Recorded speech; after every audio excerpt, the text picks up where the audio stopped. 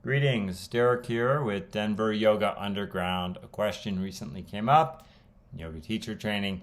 Is divinity essential to yoga practice? Now, let's set the stage here a bit before diving into, answering that explicitly. What's the larger purpose of the yoga process? And we can answer that in one or two ways. First is to be free of this principle of suffering. And so that's one dimension of the practice, to lessen or soften that, and or ultimately extinguish that principle. And then, which sets the stage for the second dimension or aspect is, kaivalyam, or spiritual realization, or realization of the soul, or the self. So some kind of grander spiritual emancipation. That's more or less where this yoga process is oriented or directed towards in a historic context. And now yoga's purpose is not so much to either prove or disprove divinity.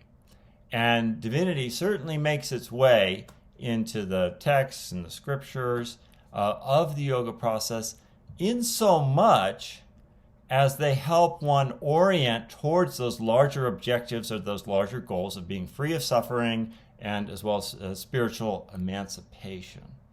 So you could think of it as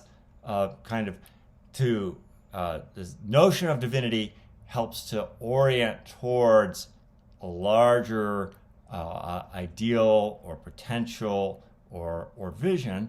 Or you could also take it, secondly, as the scriptures and whatnot are just giving a literal and broader rendering of all the potentials that live within the larger creation or the mystery of the creation, including mystical dimensions that our senses, typically five senses, don't ordinarily have access to. So you could also just view it as more matter of fact. They're just stating that divinity exists.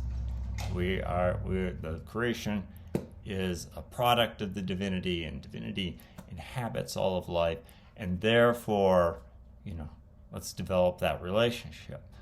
Just a few examples might help. So if you look at the Patanjali's Yoga Sutras, Patanjali holds this note. There's a kind of placeholder. There's a place for the description of divinity. If you happen to have a more reverential orientation that way, there are practices and descriptions and so forth that Patanjali offers. And he also offers more meditative techniques that don't necessarily bring divinity into the equation.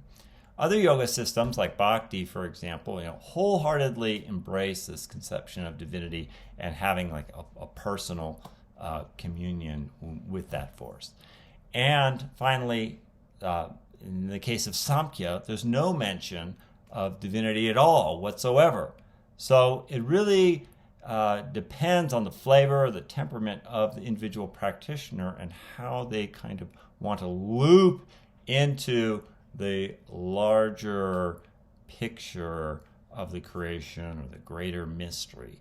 So there's a personified divinity is either heightened in some systems and not as heightened in others, but the goal here ultimately is to be free of suffering and realize your most essential nature. All right, wishing you peace on the path. Thank you to all my subscribing, liking, commenting friends. Always very appreciated. All right, peace.